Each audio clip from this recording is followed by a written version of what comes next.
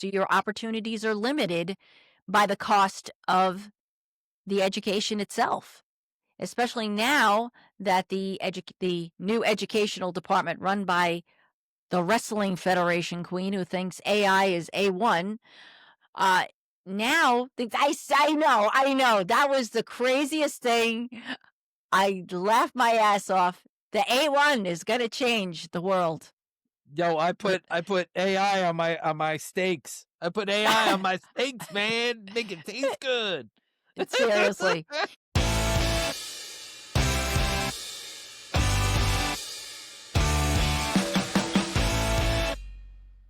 Hi, guys. Welcome to the TOWTalk Podcast, and hope you're having a great holiday season. And my name is Denise, and I'm here with my buddy Neil. And we're going to sort of expand a little bit on affordability issues, particularly with regard to healthcare, which has been a subject that we've discussed quite a bit in this podcast. You'll see that in previous episodes. But Neil came across something that just sort of affirms what we were discussing in our most recent episode regarding the drop-off rate and how that can impact the overall cost of premiums. And yeah, why don't you play this for us? I got an email from my insurance provider, my health insurance, Blue Cross Blue Shield, that they were going to withdraw $594.39 for my next premium payment. All right, fine, no problem. That was 2 weeks ago. This morning they sent me this. $2,278.36. Yeah, that's a little bit more than 500 and whatever it was. Now, here's the important part for all you people that think anyone who gets subsidies are losers. I don't get subsidies. I never did. You know what I mean? You know how they told you it's only going to impact the people that get the premium subsidy or whatever they called it? Yeah. No. Turns out, as we all knew, that's a lie. That's a lie. Thanks. So a couple of weeks ago. Okay. Yeah, yeah.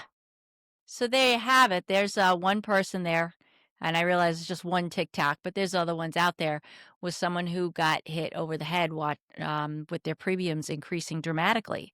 And it's just the point that if you have less people paying into the pool, but the cost of the treatments, they're always going up. Everything's going up. The cost of the equipment they need to do the treatments goes up.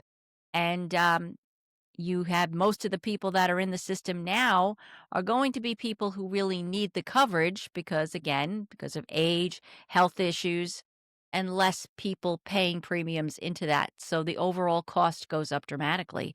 And in this case, this gentleman was hit quite a bit. That's just an example. We have already established that the cost of my health care has gone up 50%. We're seeing people all across the country are seeing their premiums going up 100% or more.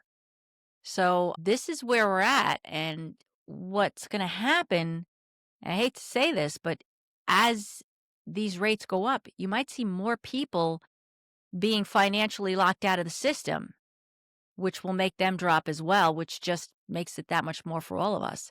It's just a vicious cycle that we're going into when there is a solution. There is a solution. We need universal health care. It would cost us less. Imagine, oh my God, it might increase my taxes. I don't know, maybe 1%, 1.5%. Meanwhile, you cancel out your premiums. No premiums, right? You might not even have to pay a copay. And even if it is, it would be tremendously low. And we were able to employ more healthcare workers, create jobs because more people will need treatment. More people will utilize the treatment that's available. This is what we need. Democrats, this is what you should be fighting for. What do you think, Neil? Listen, I've said it from the very beginning. If we had universal health care in this country, every single individual would get a raise. Every single person would get a raise, right? The standard of living would immediately go up. People would be able to switch jobs more freely. we would actually be a freer society, right? In fact, what keeps us, right, enslaved is healthcare, right? People don't seem to understand or equate healthcare with freedom, right? It's a basic it's a basic human right, Yes. that we should, we all talk about the collective good, right? We all live in a society. And I understand, like, we've moved further and further away from that type of rhetoric, right? That when we talk about community and we talk about society, right? Like, you don't hear politicians talk that taxes are the price we pay for a civilized society, right? You don't hear that anymore, right? All you hear is let's lock everybody up in jail, right? Yes, and that means you MAGA, right? Because that's the plan, is to lock everybody up and enslave everybody. You know, continue to pay. I mean, here's the thing: everybody is being lied to by Democrats and Republicans. And this is why I say it's not just Democrats that should be fighting for this, it should be Republicans. Republicans, Democrats alike, everybody should be fighting for raises for everybody, universal health care, the idea of we take care of our people, right? You look around the world, in every modern society, every first world country, they have universal health care. Yes. Canada, universal health care, right? You know, you go to Mexico. Mexico has has a universal healthcare coverage, right? Argentina. You go to Cuba, universal healthcare. You go to Israel, which the U.S. gives tens of $billions a year, if not A hundreds of year. billions of dollars a Hundreds of year, billions. right? And they have universal healthcare, right? And I think Every they also single have, paid for education, don't they? Correct. They also have paid for education, all being paid for by Americans. Okay. So, so, you go to any of the European countries, Germany, England, France, Spain, Portugal, they all have universal health care. Okay. It, it's a way, like, if you really sit back and think about it, right? Think about your own job, right? Why don't you leave your current job? Why don't you leave your current job? If you're, I mean, granted, if you're happy, great. But if you're unhappy, what prevents you from leaving your current job? What prevents you from starting your own business? I keep hearing about the entrepreneurial society. Everybody should have the ability to start their own business. What's the biggest impediment for starting one's own business? It's healthcare. Benefits. Yeah, benefits. It's healthcare. Healthcare is the biggest impediment to being free, okay? And living in a free society. It's this idea, and then they want to take it a step further and then start regulating the type of healthcare that we can get, right? Like, I Yeah. mean, the government, I remember a time in the 90s, right, where we were talking about death panels. Government death panels. We don't want government death panels. Government should not be in our health care, right? That was the biggest thing against universal health care, right? And now what are we seeing? We're not only seeing private health care, okay, right? But now we're seeing government death panels being set up for private health care, right? You know, it to me it's ass backwards, you know. Eh, I find it really disturbing that people I know who have been libertarian or who have been right wing don't see the fact that what I am advocating for is not socialism, right? But it actually is for free market society. It actually is for a capitalist society. And the idea of advocating for a universal health care as somehow being socialist, it isn't socialist. It isn't socialism. It isn't socialist. It isn't communism, right? It's actually capitalism because it then provides you as the individual more freedom Yeah. as an Yeah. individual, right? when we talk about freedom, freedom isn't mean free from your government. Freedom doesn't mean freedom from that. Freedom means that you have the ability to do what you choose, okay? And if something is impeding your ability to make those choices, like the ability to have healthcare or provide for your healthcare for your family, right? Then you're not free anymore. Right. Right. You're a slave to the system, right? Right. Or the cost of the system. Start talking about freedom. Freedom to go out and open a business.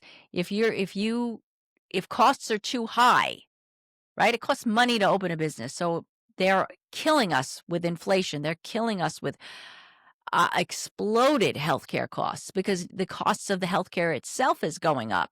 The cost of medications are going up. That was something that Biden worked on with regard to lowering, let's say, the cost, for example, of insulin.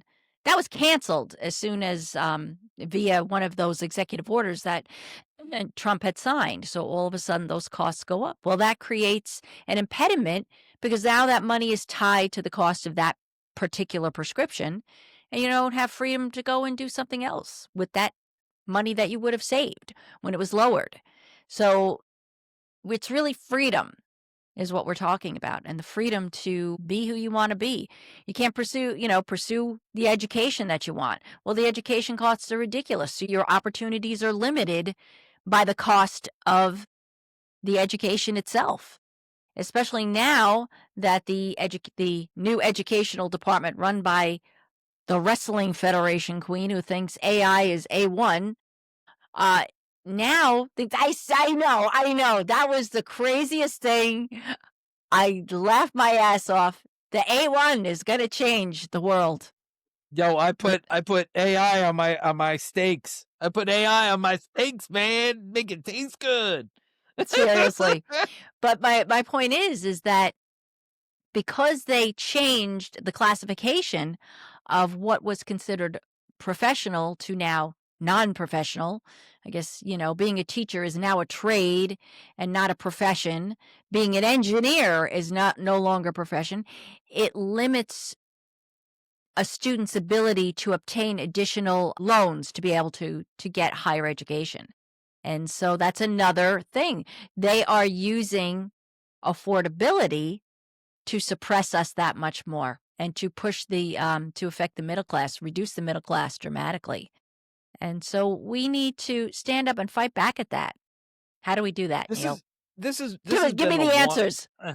there's no answer. This has been a long time that this has been happening, and this has Yeah, been it has. happening in stages, and, I wish I could say that the Democrats have been on the right side of things, but the Democrats haven't been on the right side of any of this stuff, back in the day. One of the things that that should have happened, you know, back in the early 2000s when they came around with Sarbanes-Oxley was they should have broken up the banks. Instead of implementing Sarbanes-Oxley, right, Yeah, they I should have worked on just those broken up cases. the banks, but what they did was is they said, "Well, we want, these we need these big banks," right? It was a we need these big banks, right? Like we didn't, but that's what we were told, right? And they can't fail. They're too big to fail, right? Again, too big to fail. We heard this back in the early 2000s when Sarbanes-Oxley came about, right? And what ended up happening is they put so much regulation in place, okay, that it prevented new entries into the market, new competing businesses from entering the market because the regulation was too onerous, right, for a small business. They came out and said that small banks, right, like the number of new small banks that open every year is almost zero, Yeah. you Yeah, know? we don't even And see little savings and loans anymore. right. And that becomes a real problem because then what happens is then the cost. Everybody keeps saying, well, the bigger the bank, lesser the cost. I don't know about you. I pay more money today in bank fees than I've ever paid before. Right?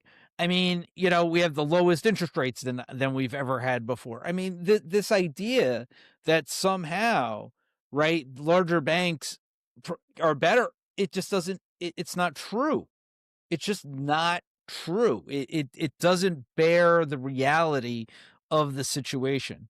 Okay. The bank should have been broken up. It would have created more jobs. It would have created more competition. It would have been Competition.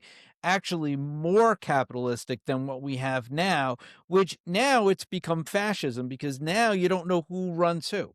Right? We don't know whether the politicians control the banks or the banks control the politicians, or if they're all controlling the market together, right? And that's what we I call think that's fascism. really what it is. And we have to stop, like, combining the idea that democracy and capitalism are synonymous, because capitalism and democracy are two different things.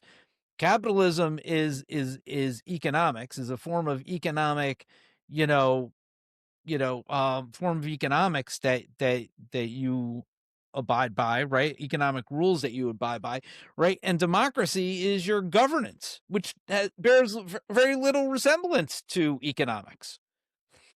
Right, right. And it's your ability to have a voice within Right. governance. And when you have, what we're seeing here is consolidation. We're seeing consolidation within the media, consolidation within big corporations, consolidation within the banks. I mean, I only know there's like only three big banks, right? At this point, JP Morgan, Bank of America, and I think one other one of this. Um, I guess Key Bank would be another big one, big franchise, but There you're there seeing there are there are big banks out there. They're TD. they're just That's the not other one I'm real. thinking of. Oh, TD was the they're other just one. not they're just not but TD is part of a larger banking institution. There's been a lot of mergers. They keep the name, but then they're part of a larger bank. We just need to stop, like, we pick the wrong things. Like, anytime our government or our right wing or left wing officials come out and they say, well, this regulation is bad, it's usually one of the good regulations. It's the bad regulation that they actually make more of, Yes. because they're trying to prevent the competition. Like, I mean, you really think about what these politicians, they're being paid by lobbyists to prevent competition. Okay. They did it with TikTok, right? I mean, the whole thing around Yeah. TikTok had absolutely nothing to do with the Chinese spying on us or Chinese propaganda, because now Larry Ellison's going to own it. We're going to get even more propaganda than we got before. What it had to do with was the fact that Facebook spent millions of dollars in lobbying efforts to get TikTok banned. We know that it happened. There were pplenty of Because there was articles about competition. that because of competition. They don't want competition. They want to exploit the workers in America, right? So that and take whatever money that they have left and leave them poor and destitute so that they can't have freedom. They won't have the ability to be free, right? That they can put them into cages, or put them into communities that are locked off from wealthier communities. Okay. And it happens. I was recently, to bring this down to a local level, right? I was recently watching a council person up in Utica, right? Utica is a city, okay? And they were talking about, and it's in the city of New York, in upstate New York, right? And they were talking about this neighboring community of Deerfield, okay? And they wanted to put homes, right? Affordable housing into Deerfield. Deerfield is an affluent community, an affluent suburb of Utica. Okay. Now, if you think about Deerfield, they utilize state police and county sheriff's department. They don't have their own police department. Their, water and sewer is maintained by, Utica, the city of Utica, right? Like, everything is being done outside their community. In other words, they're being supported. Their entire community, their entire affluent community is being supported by Utica, the city of Utica, the taxpayers in Utica, and the taxpayers around New York State. But then they say, we don't want this because we have an affluent community and we don't want, people who don't share our values, right? That's how they put it. Don't share our values, right? That are different from us, entering our community, right? but they're benefiting Right. from the communities around them, from all the taxpayers around them, right? This So, this could lead to a much bigger conversation right here in our but this is county. what I'm saying. It's happening here. It's happening in every local community around. Look at how your community is funded, who pays for what, how things are getting paid. Okay. Then you start seeing, all right, why am I spending all this money going to the state, but then I'm not getting money back, but then a community like Deerfield is getting that money. We have a county executive in Long Island who's running for governor. Long Yes. Island receives a lot of money, you Mhm. know, right? The rest of the state, of us that live upstate know that there's an upstate downstate divide in the fact of we Yes. want fair funding, and there's been issues around fair funding. Do you think this guy from Long Island is going to give us fair funding? Do you think he gives a shit about upstate New York? Right? This guy who's going to wall off Long Island from New York City now that Mamdani's gotten elected, right? Yes. You know, like New York City has the largest population. They generate the most revenue for the state. Go fuck yourself and you benefit from that. Let's stop having this idea of we want to benefit from taxes, but we don't want anybody else to benefit from the taxes that they pay. You know? This is nonsense. This is redistribution of wealth to the wealthy. That's what we're Yeah. seeing in Yeah. on a grand scale at every level of government. This is what and that goes right back. Who benefits the most when it comes to what's happening now with the cost of healthcare? Well, the wealthiest people can afford. They can afford higher premiums if they need to pay premiums at all. They can pay for giant copays. But for the rest of us, it's a hindrance. But they're It's not oppressive. paying for it. But they're not paying for any of that. Their corporations pay for these golden packages, right? These Cadillac of insurance. The Senate, and our congressmen all have the Cadillac of insurance, right? It's this idea, well, we got ours, forget you. And we're now seeing more of that. We're now seeing this idea that groups are now coming out of the woodwork and they're saying, you know what? These rich people, they don't give a shit about us. Now I want mine. And we're seeing that all over the board that nobody gives a shit about the community that they live in anymore. Everything is about, all right, what can I extract out of this? What can I get out of this? I don't really care about my community anymore. We used to have this idea of, listen, you made yours, you pay it forward to everybody else down the line, right? Like that's why school taxes are paid through property taxes, right? The idea Yes. that those people that own properties within your community, are the more affluent, and I'm not going to call them affluent as much as because I know I'm going to get hit that people aren't affluent just because they own a home. And I get that, but that's the way it was set up, right? Was the idea that those that could afford to buy in your community should fit the bill for school. And we had an entire generation go through that, right? Now that generation, though their kids have gone through school, gone through public school, had their kids' public school paid for, now that they've become seniors and they no longer have kids in the school system, they no longer want to pay school taxes. They feel that they shouldn't have to pay that, right? And now we have and that will lead to a contraction in schools, And you higher know, taxes and higher taxes and higher costs for everybody else, for everybody right? else. And Because what we're that's seeing, what these oligarchs are doing to us. right? They've set up the idea that every man for himself.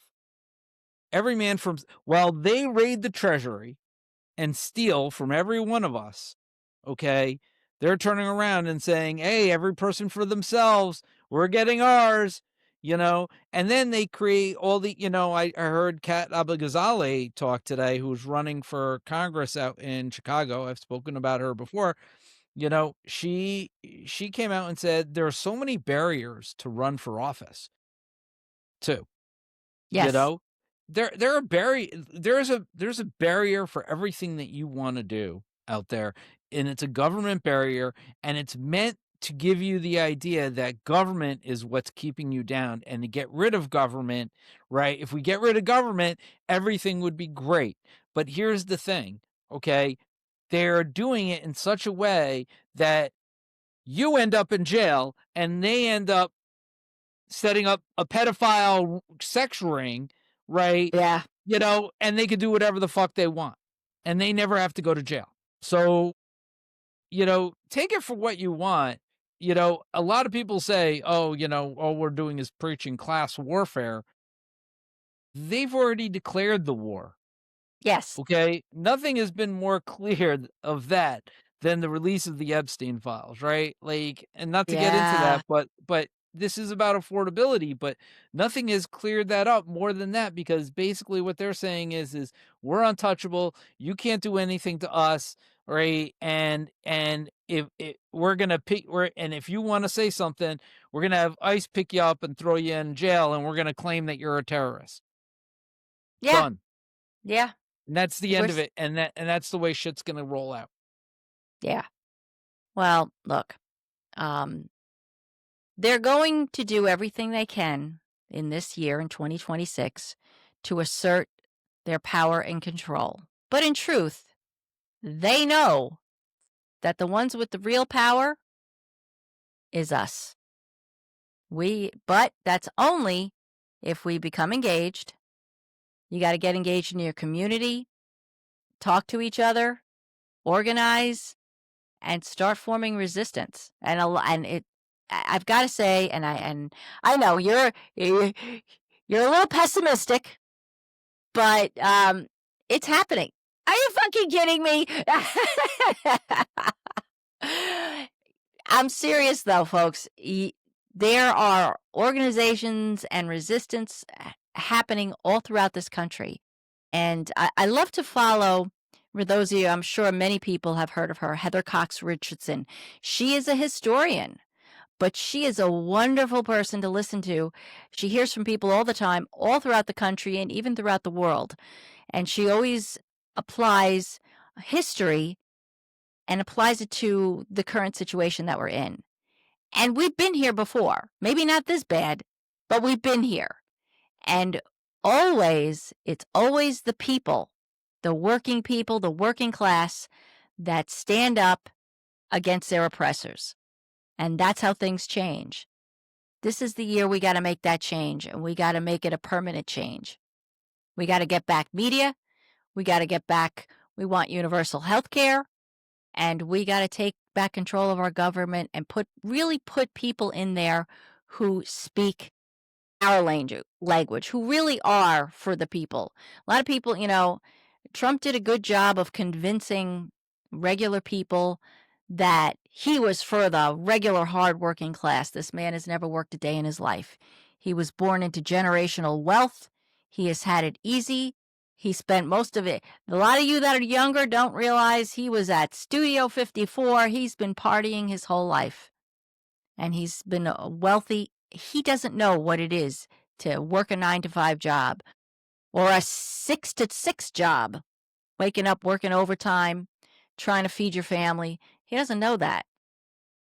But somebody like Kat Abigazale or Graham Plattner, they know what that's like.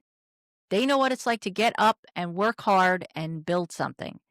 Those are the people you want to go after. It's going to be a tough fight. Billionaires have been injecting their money into our politics for decades. And thanks to the ruling of Citizens United in 2009, we are seeing the result of that right now.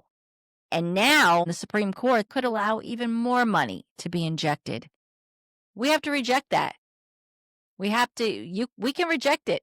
We can reject that money by following people who really talk about working class. We got to be more grassroots. That's how we defeat them. And that's how we take back our power. And that's how we get things more affordable again. It's going to be us. What do you think, Neil? He's pessimistic. I don't, I really don't know. I mean, you know, uh, history has taught us a lot, and if history has taught us anything, it tells me that it's going to get worse before it gets I agree. Absolutely. and and it worries me as to what worse actually is with these people. These people who have absolutely no empathy, a complete disregard for human life. Yes. I read an article today where, a hairdresser was taken in by ICE um, who was gay, and, apparently he died in an El Salvadorian prison, and Kristi Noem just basically said, "That's not my problem," you know?